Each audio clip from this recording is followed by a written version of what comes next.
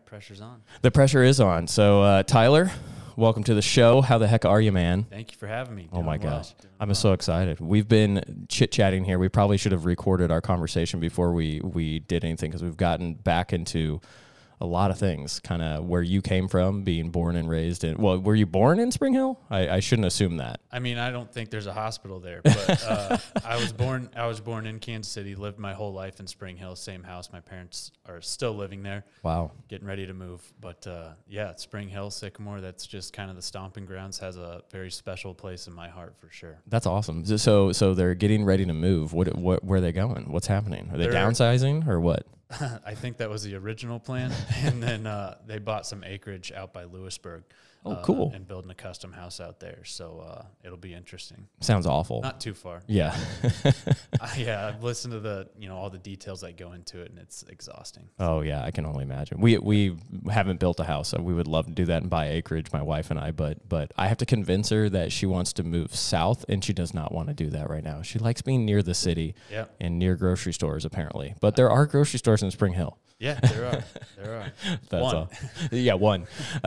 Tell us a little bit about yourself. You an only child, or you have brothers and sisters? Any siblings? What's up? Yep, I got two younger brothers. Mm-hmm. We all play golf, very competitive. I don't like losing, so that's always a good time. Yeah. I haven't known you for very long, but I felt like I got that impression from you when we were warming up on the range pretty close to each other, and then watching you start to play the game. It was like, okay, he's focused. Yeah, yeah. I that was kind of a fun tournament just from the standpoint that I haven't played in an event like that for a while, especially like your own ball. Yeah. So yeah, I took it kind of serious. I just wanted to see where my game was at in that respect. But yeah, I mean that was a good time. You finished. You placed, didn't you? Yeah, I'm not really sure how. I was very surprised when I saw that afterwards. But, I think you were third or something, or I think maybe fifth. Okay, overall. all right. But gotcha. yeah, I mean, I think the scores were just brutal on that that last hard. day, as we found out. Oh my gosh, that was a rough day. Yeah, we played together in the second round. Which, did you like the 2-day aspect of it? Yes. Yeah. I loved everything about that event. There was not a single thing that I would change. I enjoyed the pin placement more than anything. I think it was very different than what you would normally see out there. Mm-hmm. I feel like when I play out there, which isn't often, but it's same thing over again once in a while. But I enjoyed every part of it. I made sure to let Tom know that too. It was a great event. Yeah, he did a fantastic job. I felt like I was trying to I feel like everyone, actually I should say this, everyone supported him in being able to do this, and I feel like we all might have gone a little overboard with, hey Tom, what else do you need help with? What can I do for you? He probably was inundated with people constantly asking him how he could help, which is good. That's what you need, a community like that at a golf course to build events like that. Yeah. So, and they've already said, I don't know if you're aware, they're going to do a 2-man event, or 2-person event is what I should say, in the spring. I think it's mid-April or something like that. That'll be fun as well. Yes, 2-day event. I think they're going to try and do a horse race on the Friday evening, and then do I don't know what the format is yet for the 2-day event, but it would be 2-man or 2-person event over 2 days. So. Okay. I heard you guys. I think I listened when you had Tom and Nick on. Yeah. And again, I've never really played in stuff like that, but it sounds like a blast, and I'm excited for what they can build off from this event. Oh yeah, to me, that's how you grow the game, is getting more and people into that, and I think that's the challenge. And I feel like I talk about this on every episode, but that's the challenge of, like, I think amateur golfers, or just people who are new into the game, have a really hard time understanding that they can play in these events and do fairly well, because there's typically a net score and a gross score, net being the subtraction of what your strokes would be in a handicap. Yep. But yeah, I don't know if you have any thoughts of maybe your perspective of interesting ways maybe to grow the game, or maybe you haven't even thought about it, but do you have any ideas of how to help grow the game? I really haven't thought about it. I think it's more just people have to not be so scared to go out and try it. Yeah. It's fun no matter what. You're going to have nerves on that first tee, but you just have to get over the fact of being scared. Like everybody talks about, there were scores in the triple digits. There were 90s. Yeah. I shot 90 at day 2. Yeah. I mean, not my proudest round, but happens, it's okay. And it's a good thing to do that, because you know what to improve on. Yeah. You can't work on stuff like that if you're shooting, mid 70s all the time, high 70s. Right. So it's good to put yourself in those pressure situations. But I don't know. I don't know how you get the word out more than just word of mouth and people coming and having fun and being like, look, it's really not that bad. Yeah, I think that's what I took away. Like, no one, like, I'm not thinking that well, it could happen at golf courses, but there's no judgment. Yeah. Like someone, like you just said, like some people shot in the hundreds, triple digits and stuff like that, but they were still met with like, oh yeah, you know, it was tough out there today. And, you know, like when I came in with a 90 and had shot 82 the day before, I wasn't happy, but I had a blast. Like I got to watch you play pretty well. Nick played pretty well, and Luke played pretty well in that. And that was fun to be a part of, you know, to watch that going. And then I felt like on the back nine, which was actually the front nine at the course, I was like, okay, what can I do to not interrupt these three gentlemen now who are grinding? Yeah. Like I felt like it was like Luke just kind of he had a couple birdies on the front nine, back nine. Yeah. He caught fire for a little while. Yeah. He played really good coming down the stretch. He did. Yes. And I felt like you and Nick were kind of battling, hanging on a little bit, not in a bad way, but it was like, if I was in your head, if I could relate to that, I would think it was like, don't do anything to get out of this. Yeah. Like stay in it. Yeah. And that's funny you say that. I felt like my golf game was just like barely hanging on at that moment. I was like, I feel like it could fall off the rails at any point. But no, I mean, it was really fun. I think no matter what you're shooting, there's ways to kind of keep yourself in the competition throughout it. Mm-hmm. Those 2 days were really hard though, because you're not only focusing on your golf game, but the conditions. And it is so hard to focus for that long. Right. When you're not only just worried about golf, but everything else going on around. Yeah, I couldn't. Day two, I could not. It wasn't like I was 100% distracted by the temperature, but I was cold and I couldn't. It was like my body couldn't. I wasn't adjusting. Like I feel like good golfers adjust. Yeah.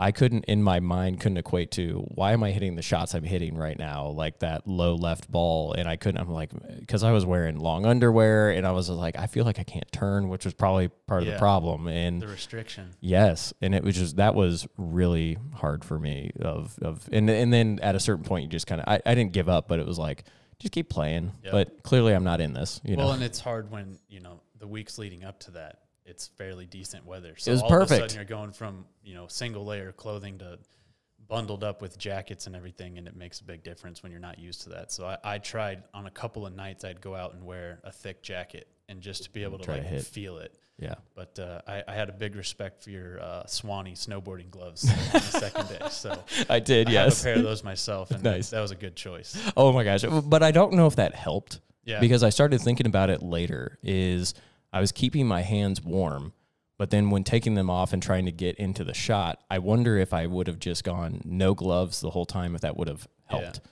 Because I think my hands were, I don't know, warmer than maybe the rest of my body, which was then causing me to be really handsy with my shots. I agree with you, because I had on cart gloves as well for not the whole time, but part of it. And I kept noticing like my grip just felt funny because my hands were so warm. It was like moist almost. Yeah. Yeah, I was struggling with that too. And not that I would change, but I think going back and I think a lot of golfers need to do this, and I think this is an interesting conversation, is go back through your round. What can you learn from that of maybe some, and not only from just, all the different shots that you may have hit, but all the different scenarios that you might have been in, but just maybe what were you feeling in a certain period of like, they always talk about, we had a sports psychologist on and we talked a little bit, Dr. Linda Sterling, and we talked a little bit about like getting into that zone. Did you feel like you got into a zone at any point, maybe on day one or day two? Day one for sure. I bogeyed the first, but then through 8, which was the hardest holes of the day because it was so windy, I was even. Mm-hmm. And I was just kind of in the zone, getting up and down, making putts. And then, the zone can be wrecked very quickly. One shot. Yes, which happened on 9 or 18. But, I felt like that was pretty good. And then even the second day, I felt good coming out. I birdied the first and thought for sure, there's a solid skin right there into the wind. And then I shortly learned after that Tom dunked it for eagle. Yeah. Gosh dang it, Tom. But, after that, it was more just trying to fight it and just stay within yourself and not try to, make stupid mistakes. Right. So. What about, so we talked a little bit about, you lived in Spring Hill. You went to high school in Spring Hill. You played golf at high school, right? Talk a little bit about that. Years. Yeah. High school golf was fun. There was really 3 or 4 of us in high school that were good golfers, I would say. One of the kids, you know, he played baseball his first 3 years. So it was 3 of us. One kid moved to Arizona and came back. So it was, for a couple of years, it was me and another guy, and it was good competition, but we really didn't do much out of that. You know, it was fun. Our high school golf coach was kind of more of a glorified babysitter. He didn't really know a lot about golf. He's a great guy. Yeah. Nothing against him. Just that's true. I think that, honestly, I think that's across the entire United States, you know, who can fill the void. Yeah. And again, I think it's the same as players. You know, it's kind of a scary situation to be in. There's not like a lot of people that have the knowledge to think that they can do that. So my dad would jump in and help. He's an ex-assistant pro in the area long before I was a thought. So he would help in, do some fundraising with us so we could have some, you know, nicer equipment, cart gloves that I still have. Oh, nice. Yeah. Were those the ones you were wearing? Those were the ones. First time I'd actually had a chance to wear them. So that's awesome. I guess that was good. But and so, you know, I didn't really have much of a knowledge of what it took to get to that next level. Again, I don't regret anything. But it would have been nice to know that, you know, I thought that if you were good enough, they came to look for you. And it's like we talked about, the exact opposite. You have to go out and do all that research. So I don't regret not playing in college, but it sure would have been fun to try something. Yeah, I agree. I think you and I have very similar experiences. I tried to walk on at K-State. Yeah. Again, no regrets, like you just said. But I think what I would learn and hope to maybe educate the younger golfer or the high school golfer, and I'm getting into this later with the Baker golf coach, Andy Kelly. Yep. We're going to talk hopefully specifically about what would you tell maybe pre-high school, you know, middle school, of what to be developing, you know, what are some things that you could do? And then for me, the biggest advice I would give someone is don't rule out Division II and Division III schools. Or even JUCO for that matter. Yes. You know, like JUCO here has a great program to get to that next level too. And it's just a matter of playing. Yeah. You know, keep yourself in that competitive spirit and, you know, playing against people that are really good. So my first 2 years of college were at Central Missouri. They have a really good Division II program. My roommate won the individual national championship the year after I left.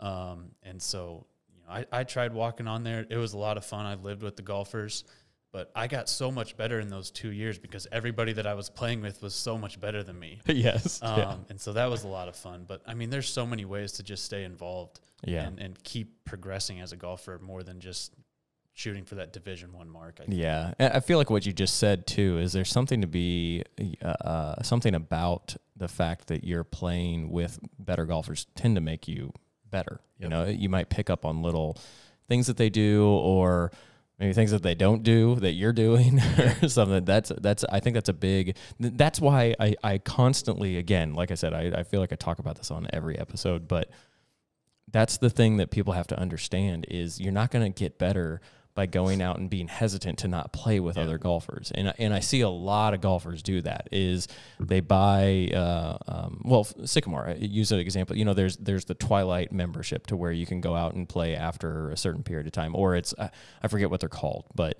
I feel like, and I'm not saying this against anybody that does this, because it's also a great way to play a lot of golf, but you're isolating yourself a little bit. And you know, golf is about playing with other individuals, men or women, and building, you know, a relationship, so to speak, with not only them, but with the game and how to interact. Because I've noticed, I've played with people who do that Twilight membership and stuff like that.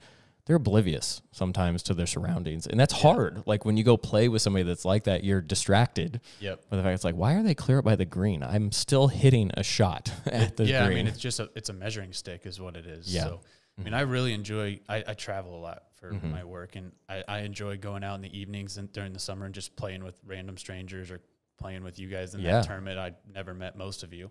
Well, we need to, sorry, I'll interject for 1 second. We need to add you to the text group. Because there's a group of like 18, 20 of us that we typically play every Saturday or Sunday. They're actually all playing right now. And so it's a good weekend for it. Yes, it's perfect. And so we'll get you on there, and then you can play when you want to. Perfect. Or able to. Perfect. I think one of my good buddies from Central Missouri, Alex Springer, he's on that text. Oh, He's a Twilight member, but he plays with you guys a lot. Yeah, see, and I just totally bashed him that he always plays by himself now. Yeah. He's played a couple times with us. He hasn't played a lot with us, but he like dominated. He's a really good player, and we're very lucky that he didn't play in the Spring Hill tournament. Because him and Tom would have been dueling out for that first. Fun to watch. Yeah. That would have been fun to watch. I think next year I want to try Tom and Brad, when I recorded the episode with them, they kept talking about the fact that we should try to do the podcast during the event. And I think that would be really fun. Yeah. I couldn't wrap my head around how to get like live updates from like what's going on out on the golf course. Yeah, that'd be pretty tough. Yeah. I'm sure you could find a way though. I'm sure. Yeah, absolutely. There's definitely a way. And anyone that listening that knows how to do this, just email me. So tips appreciated. Yes. So you tried to play at, you said Central Missouri, right? Yep. Okay. I think, maybe, you are here to talk about what you do for a career, and you work at SynLawn, right? Yep. Is that correct? Correct. And they offer a ton of different products, but then they also offer, golf practice screens is what I guess I'll lump it into practice screens, but talk a little bit about, SynLawn as a company, and then maybe talk about like some of the products. I mean, we'll get into talking more about it, but talk about SynLawn a little bit. Yeah. So SynLawn is a kind of a blessing in disguise for me. I just kind of fell into it. And it's been a blast. SynLawn's part of the world's largest synthetic surface organization, which is Sports Group. Sports Group owns AstroTurf, SynLawn, and then a company called Recotan, who's actually the surfacing provider for the U.S. Open tennis. So they know what they're doing. Yeah, slightly. So I didn't know that upon coming into it. It's just kind of all that I learned. Again, I just kind of fell into it. But being a part of an organization like that's really big, because we're not just a synthetic turf company. Right. There's a lot of R&D and technology behind the scenes that go into our products and installation that kind of gives us that advantage. Yeah. When you say you stumbled into it, a question that came to my mind was, did you want to be in the golf industry or related to the golf industry at all? I've always wanted to work in sports. Okay. And that's always been my goal. I wasn't doing that for my first 2 years out of college. I was looking to move back to Kansas City, just be closer to home, and just found this on LinkedIn. It was actually for the AstroTurf side. Gotcha. And just messaged the guy on LinkedIn, applied for it, and just came down, met with him, and we thought it was a good fit for me on the SynLawn side. Interesting. And so the kind of the unique part about this is that it's a husband and wife that own our distributorship. Okay. And I'm not sure if I have the numbers right on this, but the husband started the AstroTurf and kind of a golf design aspect like 25 years ago. Oh, wow. And so he's been in the industry a very long time. So there's a lot of knowledge there. Yeah. So they build and design golf courses. They do athletic complexes that are natural surfacing and the AstroTurf side of everything.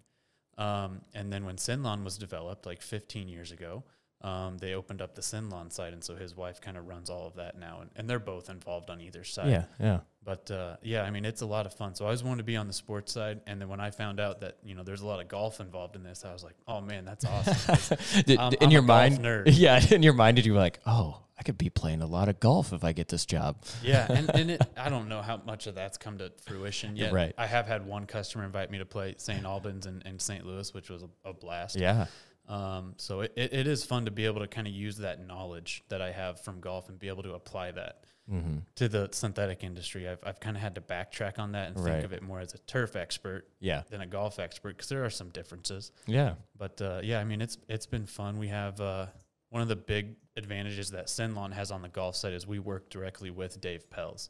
Yep. If you're not familiar with him, he's a NASA physicist and then is now kind of a short game guru. Worked with Phil Mickelson for a long time, and he has a 9-hole synthetic golf course in his backyard practice facility, and it's all developed off his favorite holes across the world. Oh wow! And so he's not like are they like true length golf hole? I don't believe they're full length, but it's much longer than a pitch and putt. Got it. Okay. So all right. It is scaled, I would have to say. Yeah.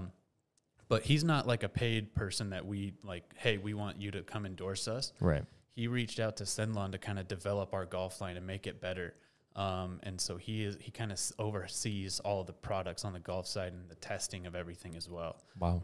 So his whole backyard, it's like 9 years old and still working great. Still looks great and everything. I mean, it is a big advantage for us because, there's multiple companies that have tour pros that, they sponsor or whatever. Yeah. But I think this is much bigger than that. Yeah. Well, like you see, not that he's an athlete, but Jim Nance. I mean, he's got the whole. I'm not sure that has anything to do with SynLawn, but I know he has like that artificial hole that you've seen Peyton Manning and Brady playing on it and stuff. So I think he worked with Back Nine Greens, which is they don't have a SynLawn product, but their design is a whole step above anyone else on the synthetic side. Oh, wow. It's pretty incredible looking at some of the work that they do, for sure. So. Yeah, it's maybe, well, I'm not trying to, but like the aesthetic aspect of it, just the creation that they do. That's pretty cool. Yeah, so. no, and we don't shy away from that. That's you know something that we aim to be better at. Mm-hmm. You know, and we do a lot more than just putting greens. So that's kind of what they specialize in, and they sure do a dang good job at it. So. That's awesome. We'll talk about what does it take? Like what if let me back up for a second. Okay. When you go play, you said you went to St. Louis and played with a client, right? Yep. What was it? It was already a client, an existing client? No, or you were a prospect? Yeah, it was a customer that I had just started working with. Gotcha. They had a very nice landscaping area in their backyard around their pool, and they'd put sod in several times. Didn't work. And it was dying. And so we met and helped him out. We did synthetic turf and crossed his whole backyard and in between like all the travertine pavers and everything. It's a beautiful job. Wow. And he's just a super nice guy. Always asked me if I wanted to play golf. And finally I was like, if you're going to keep asking, I'm going to take you up on that offer. Yeah. So if you got to go play with him, was your mindset, I have to let him win? Or did you? Okay. I don't let anybody win. You're too competitive. Sure, I'll lose, but I'm not going to let somebody win. Right. At anything. Gotcha. So, That's awesome. That's awesome. So let's talk about like what does it take to maybe specifically like a putting green or a chipping area in someone's backyard. What's the process? What is somebody going to be doing to do this? Yeah. So a lot of it starts with qualifying and phone conversations. We get people that message us on just off web marketing and Facebook marketing or whatever it might be. And they see a really cool picture and they're like, oh, I want that. Yeah. They don't know what goes into it. Yeah. And so, it's a lot of phone calls to qualify and make sure that they understand what the price point and the spending is going to be and the time that's going to be involved with it. And then from there, we set up on-site consultation. It's free. We'll go out, kind of show them samples, talk to them about what's involved, the installation process, all the SynLawn advantages that there are. And then once they're ready, we start with installation, and it's all dependent on size. So, small backyard greens can take anywhere from a day to, we've done full scale replicas of some of the most famous golf holes that'll take weeks at a time. Wow. So how much of maybe a simple putting green to something very complex, how much subgrade work and stuff goes into that? Great question. Yeah. So it does vary based on, the slope and everything that you're working with. But on average, you're working with 6 to 8 inches of excavation at first. Okay. We put in drains for the cups. That way there's never standing water. And then we build that base up again about 6 to 8 inches with road minus, basically. It's rock with fines in it. It compacts to a very hard, solid surface. And then one of the big things that SynLawn does is we don't use any sand because sand is modular. It's always moving. Yeah, it's going to move. Yeah, it's going to shift. So on top of that rock, we put dust fines, which creates to a very hard, solid surface, but it's very smooth. It's literally just like sand, except it becomes a concrete surface. And so then, turf goes down on top of that, dig out the cups, put an infill on top of the turf, which is kind of similar to that like crumb rubber of an athletic field. Yeah. Okay. And so that's what provides your speed. That's what keeps your turf upright and not becoming a green concrete. And so, if you're looking at, your small backyard greens, you're probably looking, again, a couple days of installation, and then it's ready to go as soon as we're done. Now, so does it come like, is it predetermined a lot of the sizes or is a lot of them custom? Does it like when SynLawn shows up to do this installation, are they cutting the turf to fit the shape or is it just delivered like that? No, it comes in rectangles. Okay. So we don't like to build rectangle greens because those don't look realistic. Right. So yeah, it is all custom cut. They're 15 foot wide. So we're trying to kind of fit it within that. Unless you want a bigger green, then we'll put a seam in it. Right. But yeah, for the most part, it's put down. We cut it, so it's aesthetically pleasing. Put some fringe around it. There's options to have a synthetic bunker, a real sand bunker, some rough around it. There's options to build whatever it is that you want. Wow. So it is a real sand. So people put a real sand bunker in their backyard to hit shots out of. Yeah, that's crazy. Yeah, it is pretty crazy, but it's a lot of fun. I mean, I wish I could have one. I wouldn't be able to do that. My dogs would just destroy it. Yeah, it'd probably become a giant cat box. That's all it would. I'm sure there's a few people that have had that happen. Right. So I like the synthetic bunkers because it is less maintenance. But yeah. I mean, it's cool when you can say you have a backyard green with a real sand trap in it. It's Holy not cow! too many people that can say that. Oh, absolutely, yeah. Well, we have a pool in our backyard, so we would have a beach then too. So that's what people would probably do with it. You could use it for both options. Yeah. What about talk about? Maybe it's a two-part question a little bit. Is talk about the turf itself. Like what sets SynLawn apart, what makes the qualities, because I feel like that's what you talk about, or what I hear a lot is the quality is just much better.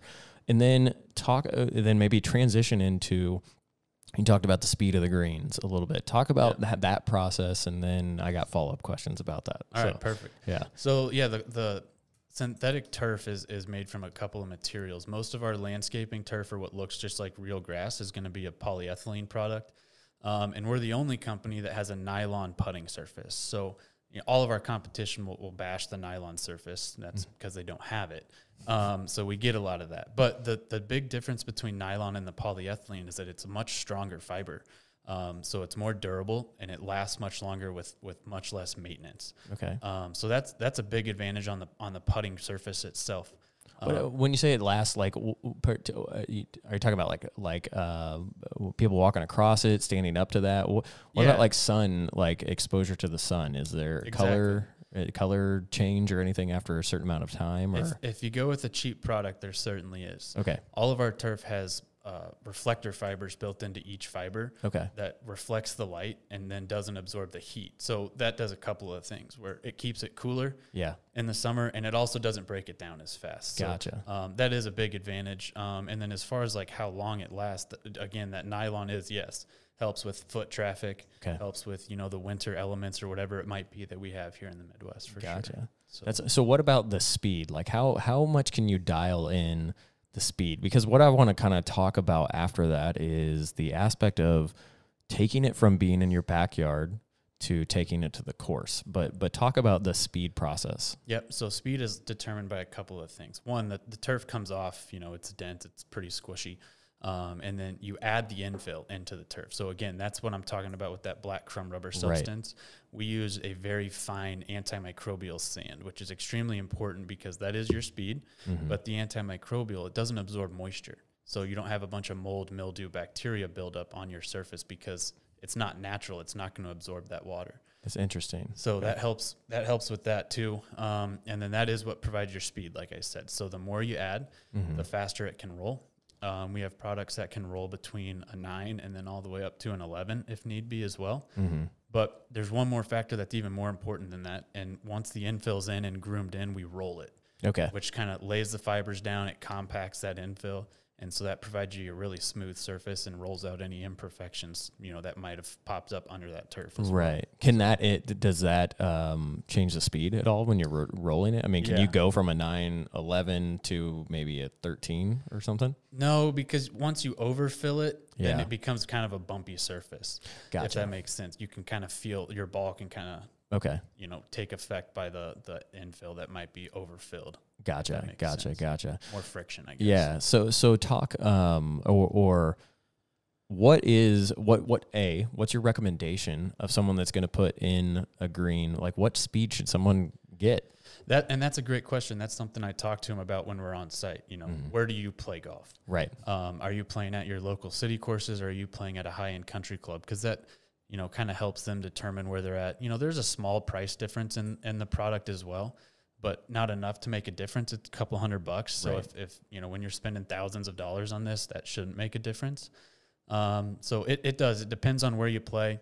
It depends on what we're trying to accomplish. Some of our products are a little better for pitching and chipping into versus having a pure roll. So there are products that are factored in on what's trying to be accomplished, I guess. Yeah. So if it's a pitching green, it might, receive the ball a little bit differently than a true putting green. Is that what you're saying? Yeah, in a sense. Both products are going to achieve both of that. But if you want to hit a little bit longer shot, there's a certain product that it's called classic pitch. It's going to receive that shot a little bit better because it's a little bit squishier in a sense. Yeah. Well, I can imagine. Like I'm sitting there, like when you play in the fall, late fall, and the greens have, the subgrade is a little hard. Yeah. You bounce the ball off the green a lot of times. I'm thinking that's kind of a similar thing of like you kind of have the classic what'd you say, pitch? Yep, classic pitch. Classic pitch is to help someone that is going to hit shots into their green constantly. Yep. Like Dave Pelz has the probably the greens have a little bit different aspect to them to be able to hit shots into them. Certainly. Yeah. Yeah.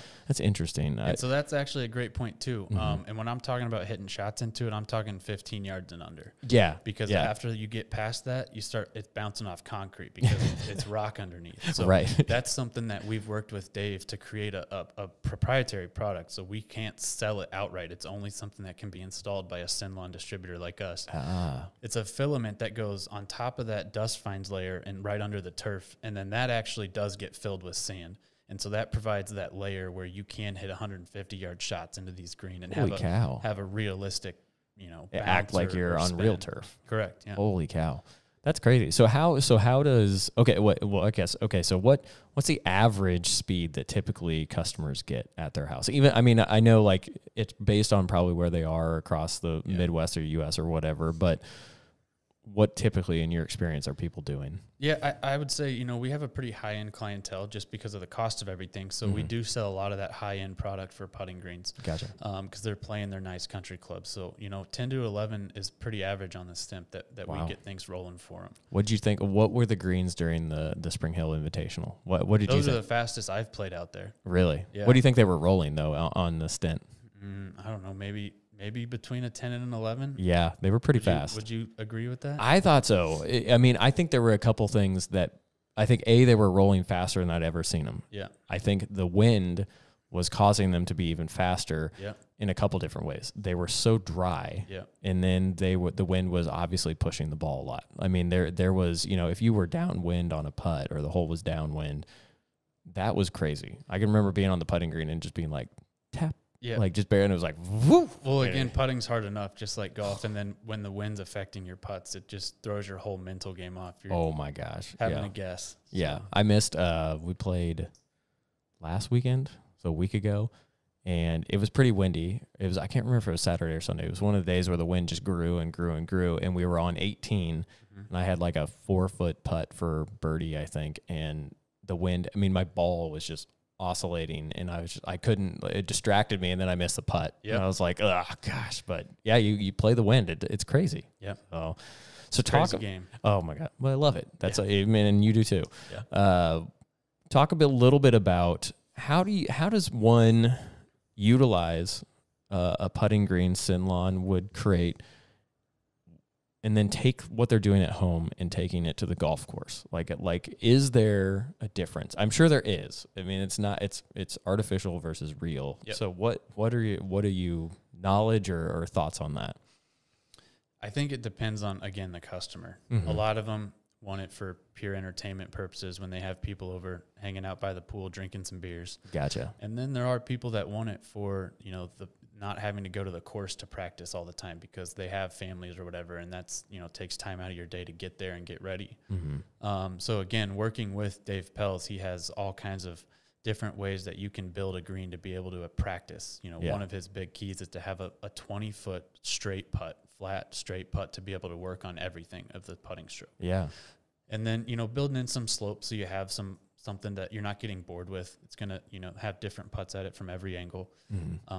And then, having a little chipping area where you can kind of work on contact and stuff like that too. So it really does depend on what people are wanting out of their product. I'm sure it's hard to me, at least it would, because we all at least I do. I practice my putting on, an old artificial surface that I bought a long time ago. And it's go out to the golf course and it's like, I didn't get the ball halfway to the hole.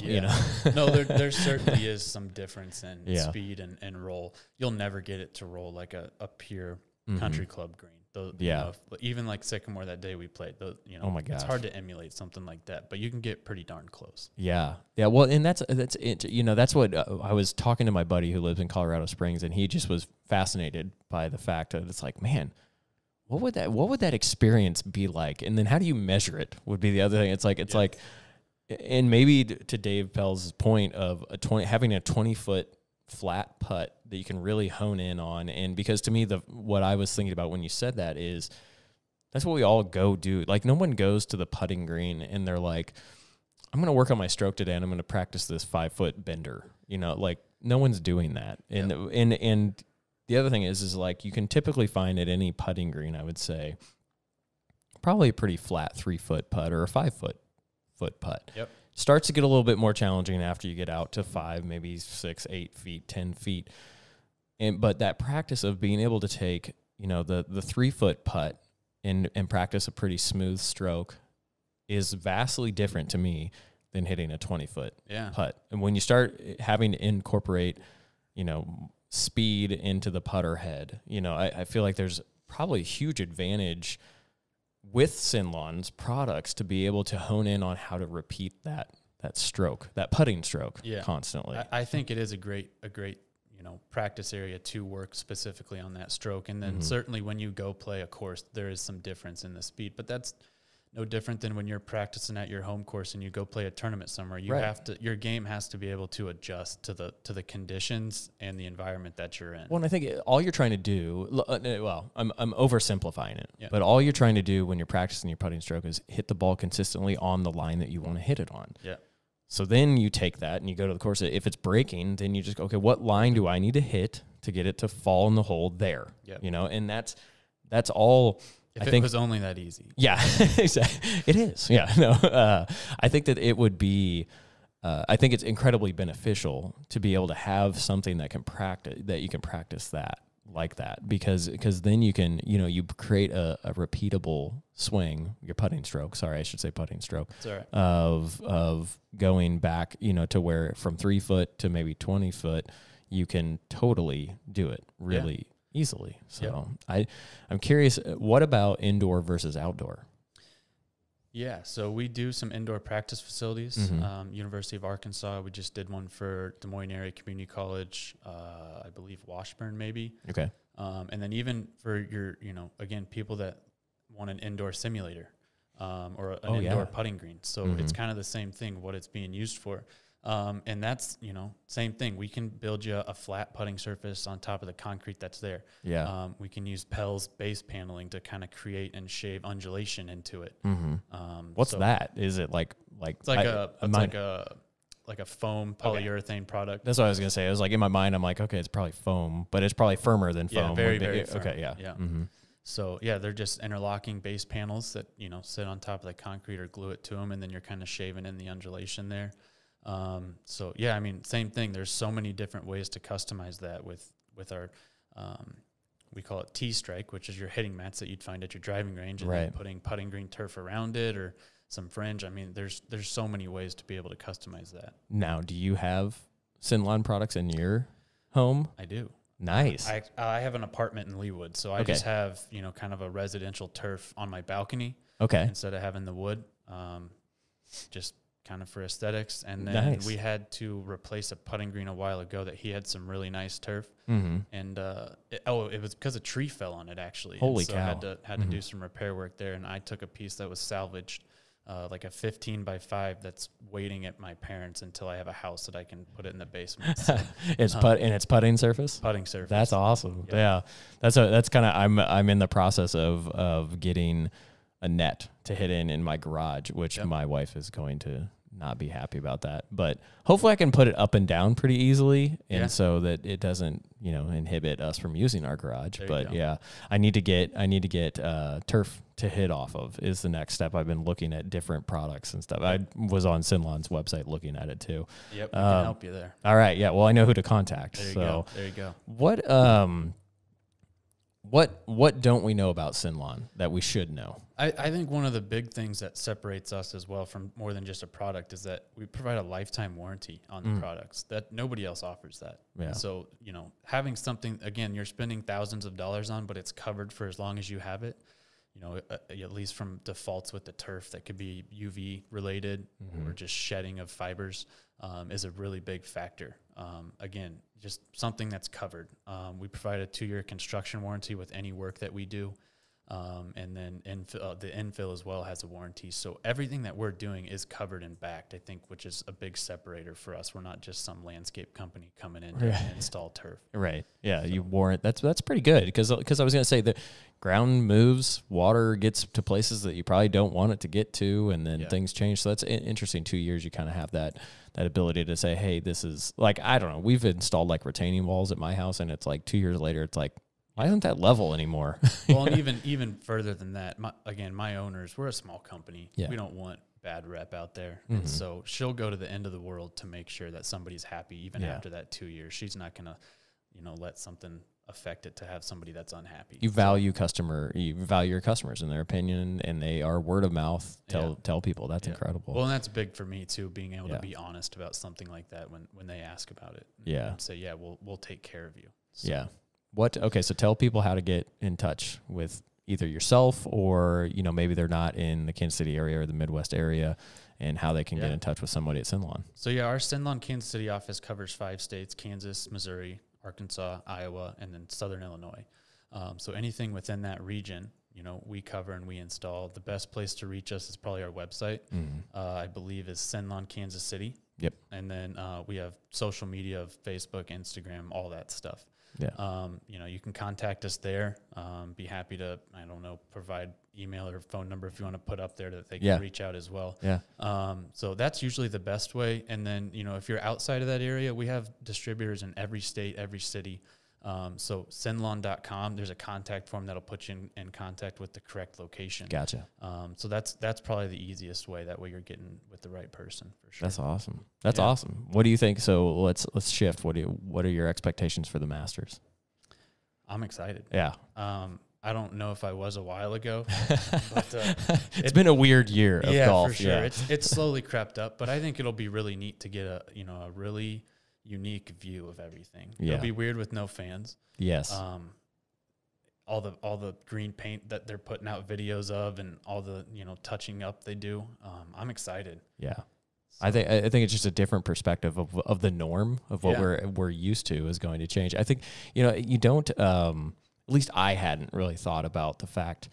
When we're watching football or we're watching, there's some NFL teams are letting fans in, some are not, and I'm just using NFL as an example. Sure.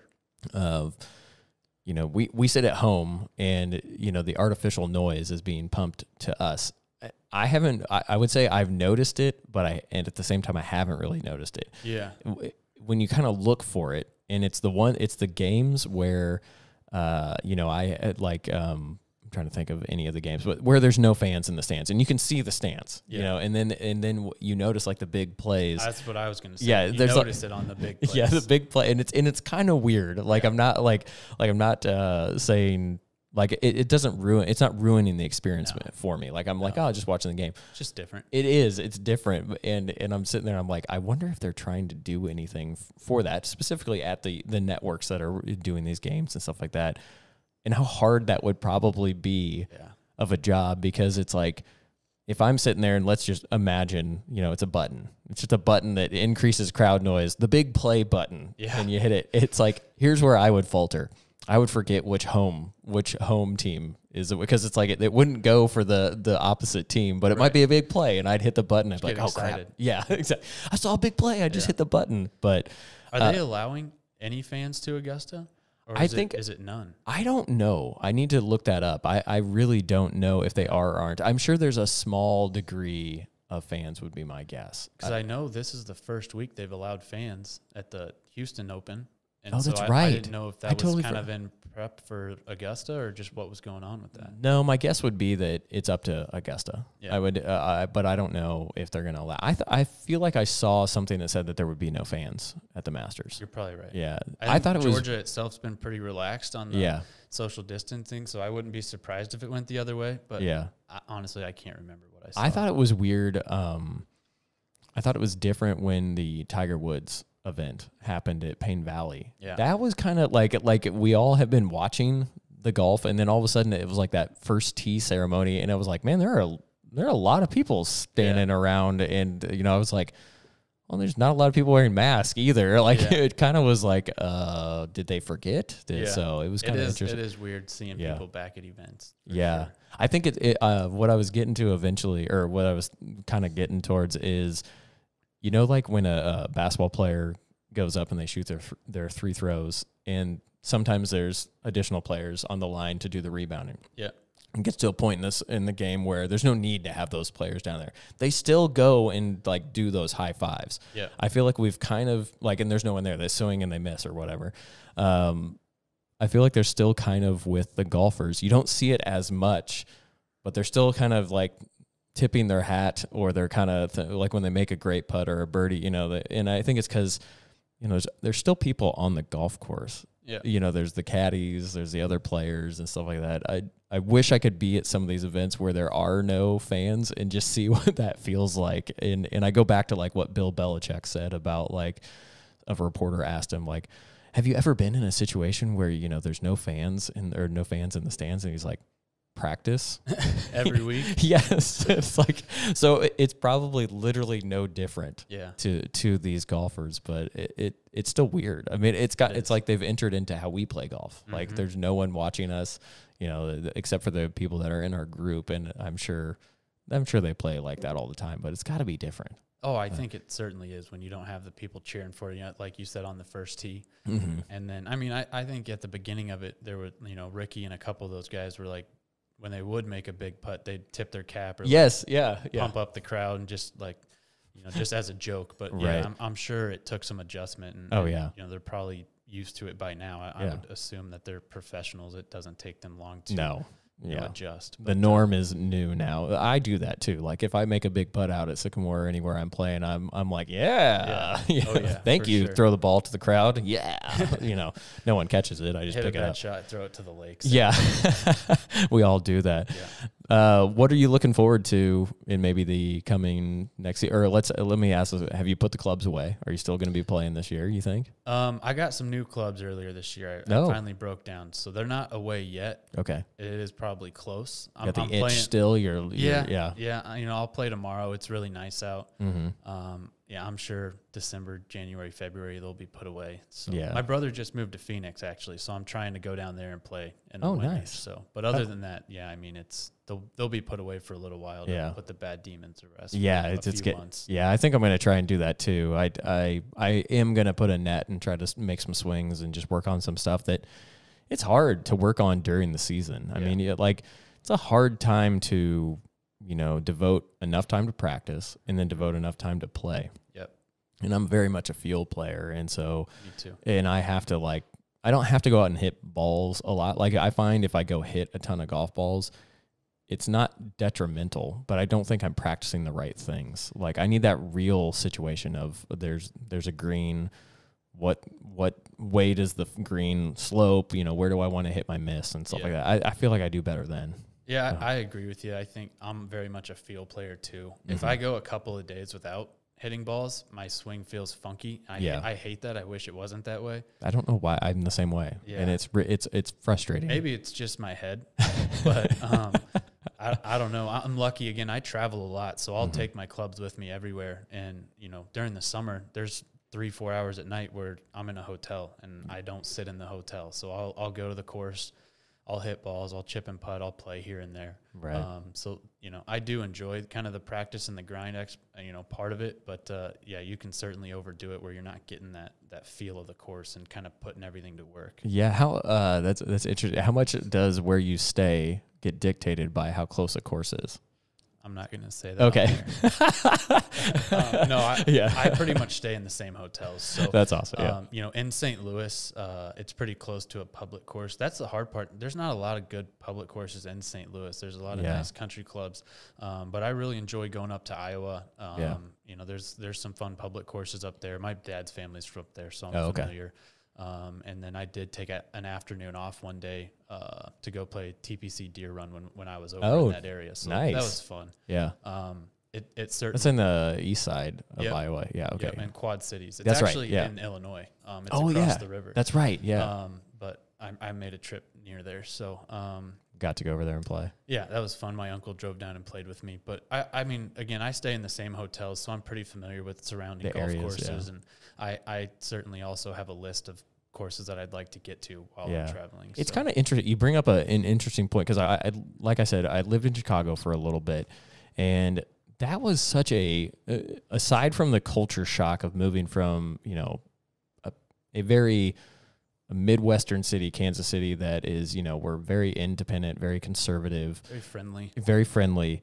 The culture shock for me was the mass transit was hard for me to adjust to. I was like, no, I drive everywhere. Yeah. But the other thing that I found just incredibly fascinating, to me at least, is I started to appreciate Kansas City more for the golf that is available to the average golfer here. Yeah. Because in Chicago, and nothing against Chicago, maybe I wasn't looking in the right places. Sure. But I never found like there was the upper echelon quality of public golf courses at a decent price that people could go play. What are your thoughts on, because you've probably traveled to more cities in the Midwest than I have, of comparing Kansas City golf to maybe some other cities? Do you feel the same way or? I would agree with you. I think the opportunities here for people that don't play golf often and to get in the game is, there's a lot. Mm-hmm. And you do bring up a great point with the topper, or the top tier of public courses available here is second to none. Yeah.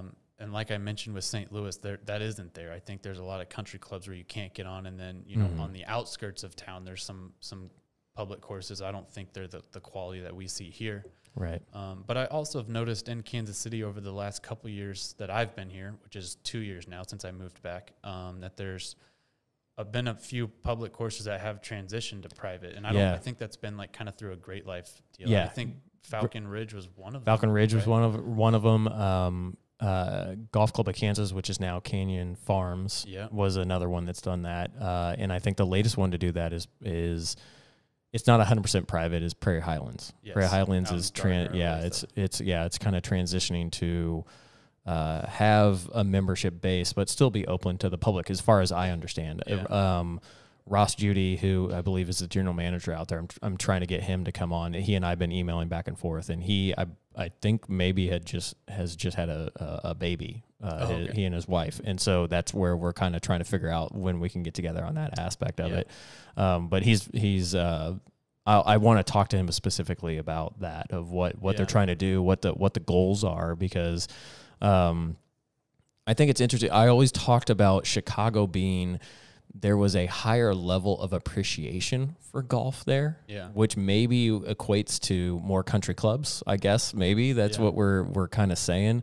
I would say that in St. Louis too. And that's there are some phenomenal courses there. But mm-hmm. and again, I think the same point that you just mentioned, that quality. Yeah. I think the quality of a public golf course in Kansas City, I haven't found another city that has that quality. Now, I'm not saying that there aren't across the United States. There are clearly, there's been U.S. Opens at public golf courses, Bethpage Black. There are quality public golf courses out there. I'm just saying, I'm saying per capita, if you thought about like the availability to, I haven't found another city that offers as much of a high quality public ability to play. Yeah. And I think it probably has something to do with just the conservative nature that we are as being, or Kansas City, Missouri, and Kansas City, Kansas, and just the ability that maybe we don't have, it's not as big of a priority for us. We don't block off every Saturday, Sunday that maybe some of these people who live in the bigger cities or what. It's like I play at 8 a.m. every Saturday. Yeah. I think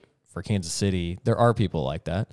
Certainly. But it's more like, if I have time, I'll go play golf this weekend. Yeah, so I'd agree with that. But I can't believe the increase and influx in rounds. I mean, the pandemic is terrible, what has happened in COVID-19. We're all trying to survive or thrive in this different thing, but talk about an industry that has just seen a boom, crazy. And I'm very much a book a tee time at the last minute from the standpoint that I travel. It's hard to determine when I'll be back. Right. And so I noticed that this year it's hard to get a tee time at the last minute. Yeah. But again, I think that's fine by me. I'll go play with a threesome or whatever. Yeah, absolutely. Day, and that doesn't bother me. But I mean, it's hard to last minute get a tee time with your buddy. Then I think it's a good thing. You know, Oh yeah. It'll slowly regress to a little. I think if anything, it shows that there's parts of the industry that still need to adapt maybe to, you know, I think there's the ease of booking a tee time online. There's the ease of maybe through an app or stuff like that. But I think that user experience could probably still improve. You know, I think that there's and that's not a slam on anybody but I think there's room for improvement, specifically that what we can learn from an influx of these rounds that are coming in. I mean, I just look at, you know, I hope, to me, the hope is that some of these golf courses take maybe the extra money that they've made this year and turn it and put it back into the facility to be able to bring more people in, draw more people in. Yeah. So it's or just the quality that they can provide to people. From absolutely. A couple of rounds late summer I played at Sycamore, some people were telling me it's getting so much play. Yeah. It was beat up. The greens were bumpy, and that's one thing that, you know, again, Sycamore holds a special place in my heart. You don't get to grow up in a small town and have a course like that very often. Bent grass greens, tees, and fairways. Yeah. That doesn't exist, especially in the transition zone here. Yeah. And so, you know, I don't like it when I see it that way. Yeah. And I think part of it too is we have to educate people more on you know, just etiquette as well. So I don't know how that gets done, but that's a challenge because I think it's you flirt with this line of being maybe an a-hole of telling somebody to fix their pitch mark onto the green and stuff like that. I tend to go the way of not being an a-hole and say something, but just fix it and not like fix it deliberately right in front of them to be like, hey, you needed to do this, but just so they pick up on my habits. Yeah. You know, it's like, and I think a lot of the patrons out there have said the same thing that you've said. This is nothing against Sycamore Ridge. They have to have an influx in rounds specifically to the turf that they do run on there. And given some of the conditions, you know, the front nine sits down in an area where it can get overly wet and it can be very hard to get air to go through there. It's hard. That's a challenge for Paul and the crew out there too. And that's why the fans are out there. If anyone doesn't understand that, when you see fans around a green, it's because there's not enough air circulation. And what happens is you start getting diseases. You start getting, it might be algae could be something that could grow a ton on the greens because they're too wet. And you combat that with an increase in rounds. Yeah, they struggled, but it still was great. I mean, it still is a great course. It had some areas of the course that took some pounding this year, but that's what 300 rounds a day does. Well, and I give credit to the staff out there.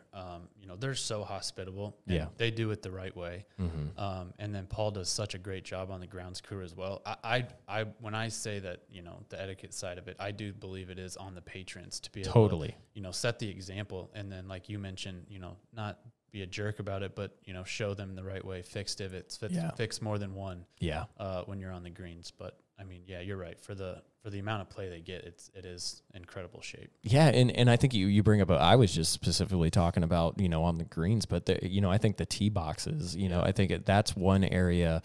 And there have, you know, I think back up for a second too. You know, Sycamore had the sand seed mix on the par threes. Well, they didn't have those out this year because they can't. You know, because you know we can't have people sticking. Yes, and so. Those are some things that I feel like people are forgetting to think about is what Sycamore or any golf course has done in the past. They had challenges to where they couldn't, you know, people can't put sand in the tee. So that becomes then relying on the staff to do it. And you know, that's hard to get around 18 holes and hit every divot that might have happened. I mean, you know, I feel like they have done a phenomenal job, but I do agree with you. The general public patron can do a better job of appreciating it. As much as you're being treated with kindness, go back and treat the course with kindness, you know, in cart rules. That drives me, or just in general. Like, I think people don't, if you had your own golf course, or if you had your backyard or something like that, and people came into your backyard, you don't treat your backyard like crap. You want it to look great and stuff like that. So think about it in the same aspect of that, of don't drive the golf cart where you shouldn't, you know, don't drive right up to the green. Try to maybe put some thought into the fact that high traffic areas do your job of maybe not walking in the exact same path that someone else just walked. So yeah, no, I think it falls back into just being more cautious of everything. There's the cart rules are a pain, but there's a reason. You know, the type of grass, the high traffic, drive where other people aren't. There's plenty of ways to help with that. And shut up with the comments of like, I didn't see a wet spot out there. Well, maybe you just happened to hit it in every dry spot out there, but it rained this morning. There's time for it to dry out. Yes, exactly. Just because you didn't see the wet spots doesn't mean there aren't wet spots. They're going out and checking the wet spots. That's interesting. I think, I'm excited for the years to come with this, with just hopefully the growth that golf saw this year, they will continue to see in the coming years. I obviously probably next year and the year after they'll probably come down a little bit, but certainly. If we keep 10% of the people that tried it this year, maybe for the first time, that's growth. Yeah. You know? So. Well, and I think you guys have a great platform here too, as well. Just, thanks. You know, if you can get the word of mouth out to more people, you know, there's just that many more people that grow to the game. Yeah. So well, that's all we're trying to do is get people to listen. And I think for me, in Daniel, when he's on is, you know, we just wanted to help. Like, you know, we both came from the background of being professionals and we enjoy the game so much. We love playing it. Don't play it well all the time. But we want to, you know, try to create an area. I think for me specifically, I wanted to break down those barriers of people being able to, or feeling afraid to get into the game or feeling intimidated by you know, the stigma of it's you know, the people, country club life. Yes. Yeah. That's a hard thing because, you know, I think, you know, the hoodie stuff, debacle and stuff like that. Who freaking cares? Yeah. That's my opinion of it. Yeah. I really like how the Barstool Foreplay guys, old man golf media or whatever they call them. Yeah. I think it's a very fitting term. Yes. Yeah. They get upset about everything. Yeah. And you see that, and that's the hard thing of, you know, if someone's hat is on backwards, and we tend to focus on the negative versus being, wow, that's great that someone's getting into the sport. Yeah. You know, I mean, it baffles me that it's such a hard thing for people to get past. Pushing people away. Is basically what it's doing. Well, and I think music on the golf course is an interesting avenue of, you know, there's some people who are fine with it, there's people that don't like it. And I wish I could recall the stats that came out of a study. They did like a comparison between country club versus public. Mm-hmm.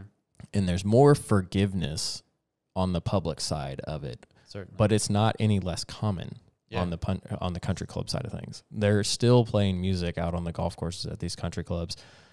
Maybe not as loud would be my guess. And that's what this article was kind of interesting. It talked about like the new etiquette of, it's fine to bring music out there, but don't be blasting it so loud that people on different holes can hear you. Yeah. And I think that's hard for people to understand and grasp. It's like, first off, I'm blind to it. I forget how loud my speaker. I take a speaker out there and I play golf, or I play golf with my music.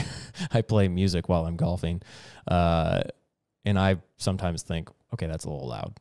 I need to turn that down. So. Yeah, I think, you know, like you said, it just goes back to just do your own thing. Yeah. Don't bother other people. Mm-hmm. But yeah, I mean, I'll be playing and seeing a foursome having loud music, a couple of drinks. And I'm like, that looks like a pretty good time over there. So, it's about recreation. I mean, it's not, I mean, yes, we need to have more, be courteous, be kind to not only the golf course, but each other, be respectful. I think that's the thing that is sometimes frustrating is maybe Sycamore in general or any golf course that has holes that are isolated from each other is you forget that maybe just over those trees there's somebody over there and you're yelling at your buddy or something like bring my 5-iron, you know, or something like that, and it's like, okay, shoot, I'm not thinking about the context of someone might be teeing off over there, so just fine, good golfers block that out. Mm-hmm. But not everyone, that's right.